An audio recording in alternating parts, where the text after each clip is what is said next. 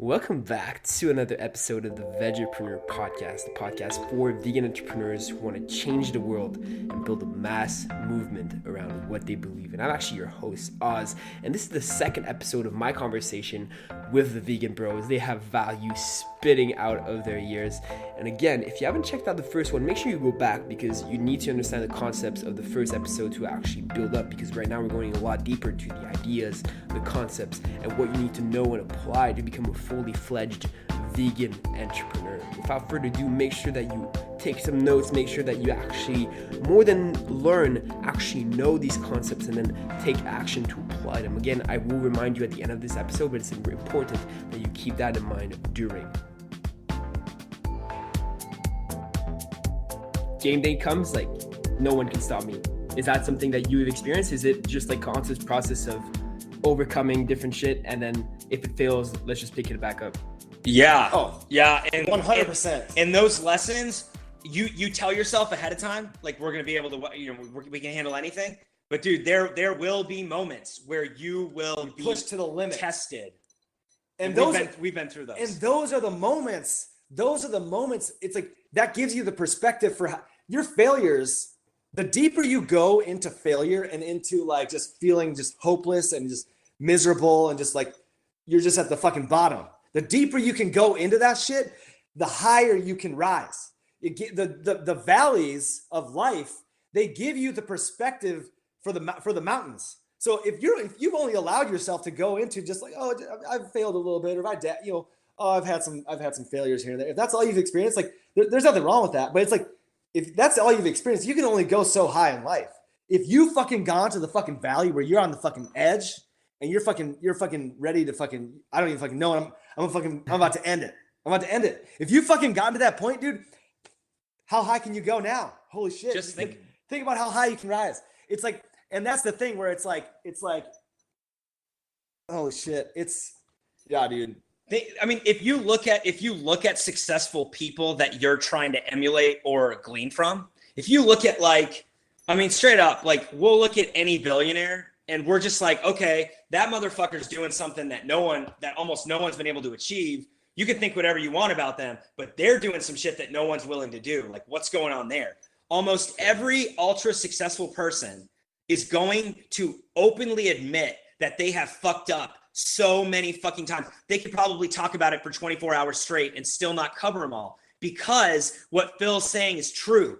The width that you're able to withstand in life, like the width between the shit and the like the lows and the highs, the wider that is, the more success you're going to have, because you have so much more context for life.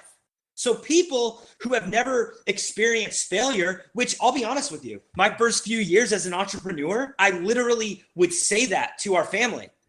Like, I opened 3 gyms and I never experienced failure. And I was like, man, like maybe you just don't really have to fail. Like, maybe some people don't have to fail. Well, I'll tell you what, I don't say that. I don't tell that story anymore, because we've gone through a bunch of shit while we're figuring stuff out.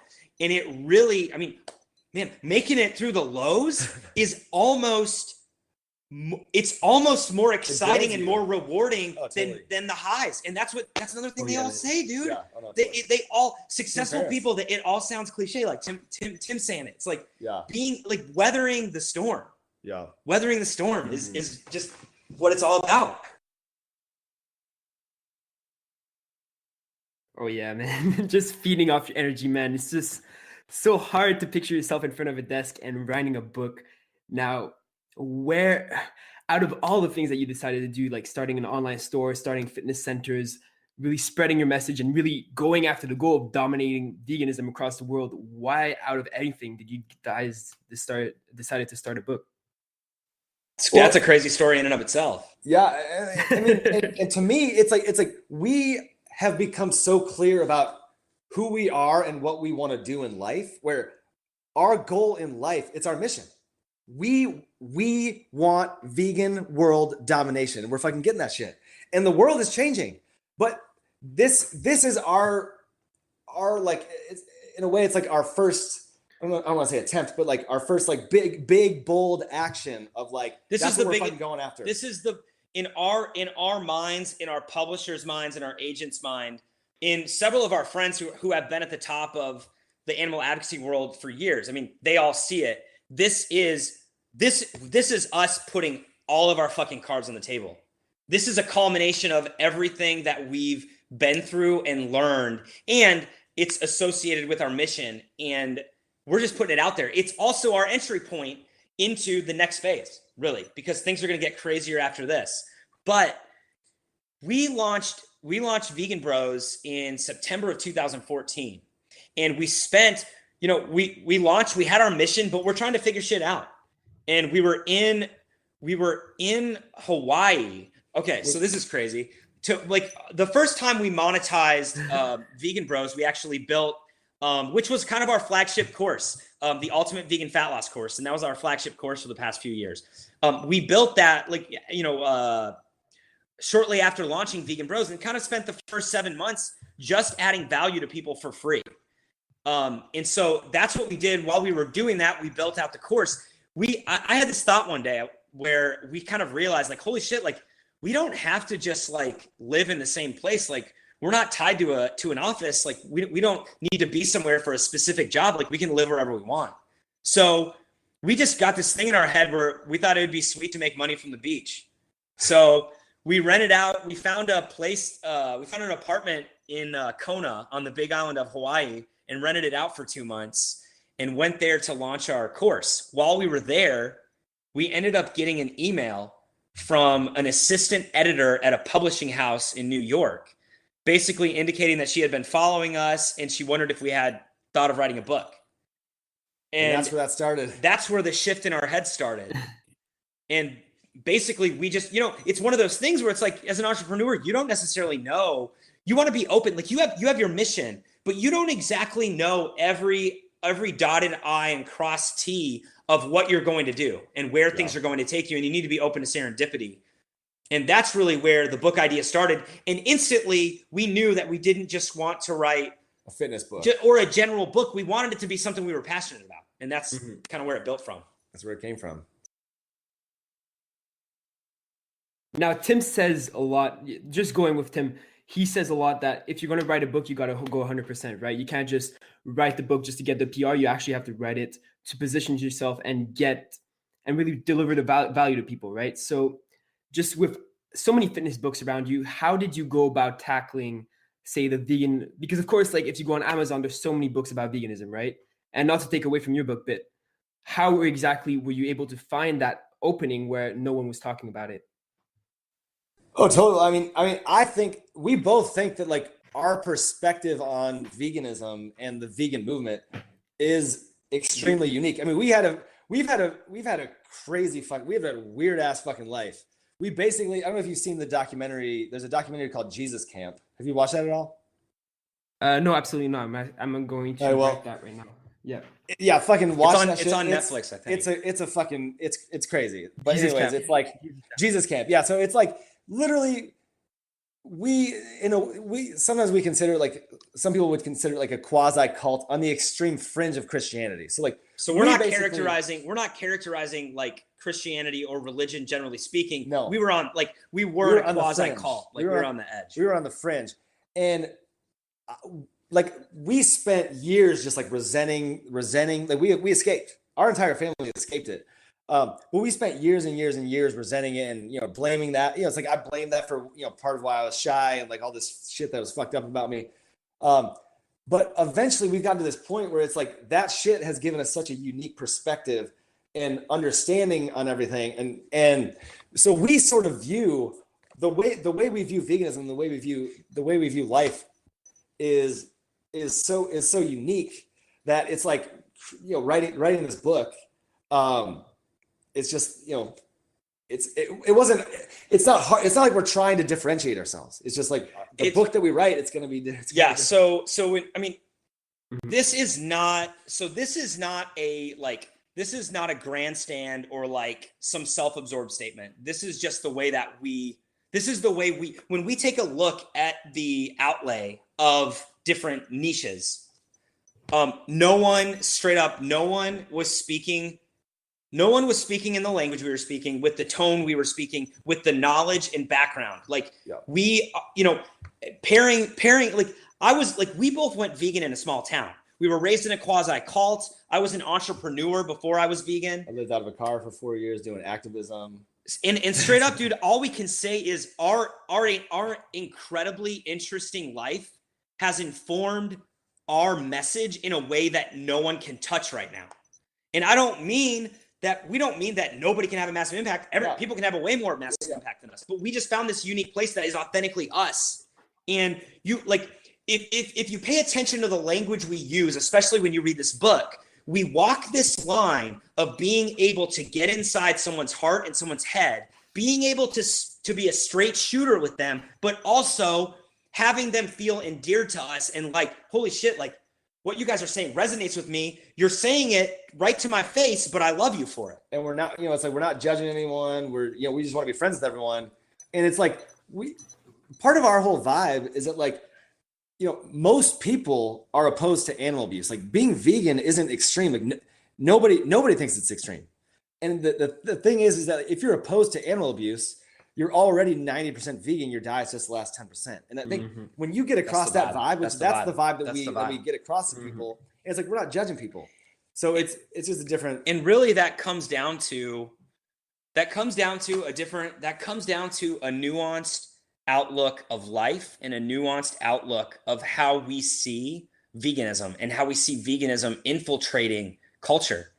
We do not view veganism as a sacrifice. It is not troubling for us. We have embraced life more fully. We are living the lives that we want to live. We are enjoying life more. We feel better about the people and the animals and the environment and everything. We just feel more fulfilled about life. So basically, Vodka is Vegan, a manifesto for better living and not being an asshole, is just like, dude, it's a fucking party. And we invite you to check it out. And we're not judging you. You're on your own journey. But we think that you're probably vibing with what you're saying. Because even if you're like a factory farm owner, like one of those farmers who owns a bunch of factory farms, who's seeing, their minds have been clouded by, this is the business I have to be in for my family. And, they kind of start to see the pigs and the cows as just numbers or part of their system. But who's in the fucking passenger seat of their truck when they're driving to places and they're checking on the farm? Their fucking dog. And their dog is their best friend. We know that vibe of people's connection to animals is inside and it's dormant in everyone. And this book brings it out of people without reservation. We are straight up saying like, dude, I mean, we've taken the brunt of some judgment and hate from vegans within the vegan community because we have a big tent policy. We welcome people in because we know what legalism and rules feel like to people. We know what fear feels like to people. That's how we were raised. That's our entire upbringing, dude. We were emotionally manipulated and abused by the leadership at our church in our upbringing. So like we know what it's like to be down and out and to feel that way a bit and to feel judged. And dude, when you extend your hand and you just want to be friends with people and you want to hear their story and you want to help them live their life better and figure themselves out, what ends up happening is at the end of the day, you have a fuckload of friends and you have a bunch of people who are inspired by you and want to be like you. They want to go vegan. Oh, it's all about the love. It's all about the love. Oh yeah, man. I'm so joyful that you actually brought that concept up because just before recording getting on this call, man, I was recording the previous interview and was talking about, man, it's easy to just look at what other people are doing, do your market research, and then just try to do one extra mile of that. Totally, dude. More. But then when you're positioning yourself from your standpoint and just looking from the inside, it's just so easy to create a whole game from yourself and just completely annihilate all competition, right?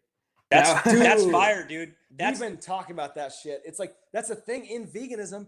It's a thing where there's a box. There's a box. It's like the vegan box or the vegan bubble. And it's like, there's very specific ways of doing things. And there's nothing wrong with the ways of doing things. And we can learn a lot by watching different people doing different things. But it's like people they see one way and they're like, oh, I'm going to copy that. Or they see this way, I'm going to copy that. And it's like, no, dude, you got to be true to who you are. That's where it's at. And like, that's what we're doing. We're just being true to ourselves. And and it works in our everyday life. Honestly, it works in our everyday lives. And straight up, dude, I'm gonna be like, like the high level, we view what we're about to do as like, we're about to fucking break out. We're about to break out. Breaking out in the mainstream. Dude, the high level mainstream, like the motherfuckers that like the highest level people can't reach, like those are the motherfuckers that are coming out of the woodwork right now and they're like trying to fucking help us. So it's like, it's weird stuff happening in our lives. There's weird shit happening right now. And it's like we do view it like what you're saying. It's like, we're not just going out and we're trying to copy what other people are doing. We're doing things our way. It's coming. It's coming from within us. And this is really interesting. I like what you said's fire, dude, because we've just been talking lately about how most of the world, we're taught since we're little kids to look outside of ourselves. Look at the problem they have. Look at the problem that family has. Look what that kid's doing. It's their fault. Look what that guy's doing. Yeah. It's like blame it on play the blame game. Everyone, we've got a world of victimhood. But I'm not saying you have to. You can do whatever you want in life. You need to figure life out for yourself. But what we found is when you let go of judging others and letting others judge you and actually embodying that and realize like, dude, your opinion of me is none of my business. And when you look inside of yourself, by the way, that's a quote from TD Jakes, Bishop TD Jakes. We get our inspiration from like all everywhere. Over the place.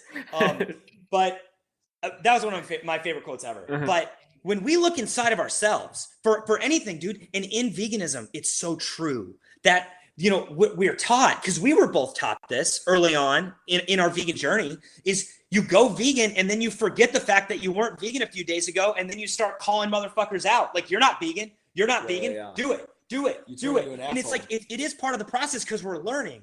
But what we found is when we go inside and we start to change ourselves and to say like, you know, the world is the way it is. What can I control? I can control myself, how I feel about myself, how I feel about the world, how I feel like what I can do, what I can contribute, what I can do.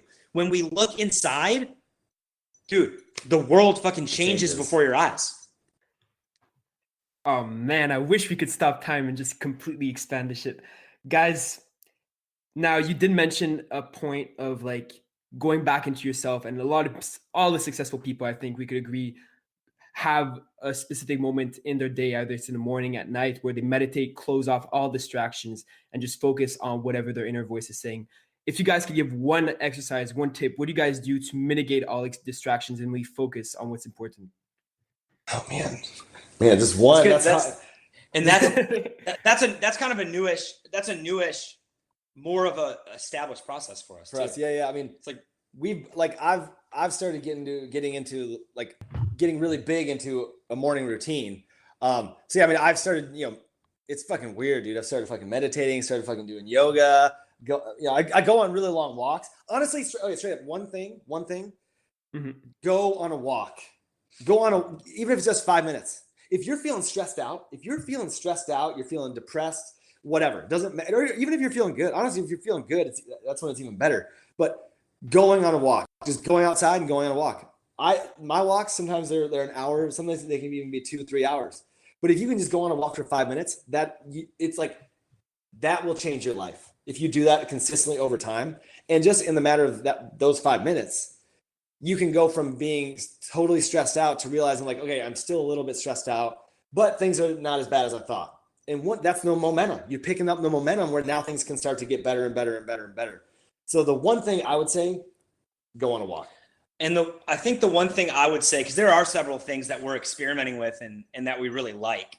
One thing that I can say concretely that is true for both of us, and we've adopted it more and more, is we grew up rushing to everything and being late for everything. Yeah. And since we shifted and said like, hey, you know, if we got a meeting, if we have to like meet our agent at like 9:00, instead of me getting up at 8 and rushing around and getting there late and being stressed the fuck out when I get there, I can get up at 6 and take a fucking 15-minute shower and relax my way into the day. And you get to the meeting and you're just like, there's no stress. You're feeling good. When we travel, like instead, like we grew up rushing to the airport and thinking like, oh man, I can't wait to get where I'm going. And it's like, dude, we've just learned to just plan our days, plan our lives in a way where we can find joy in those moments. And it's like when you plan to like arrive early to a meeting or to an event or whatever, it's like you can, if it takes an hour to get there, you're stressed out for that entire hour. You're like, oh my God, I need to get there in time. I mean, I'm going to be late.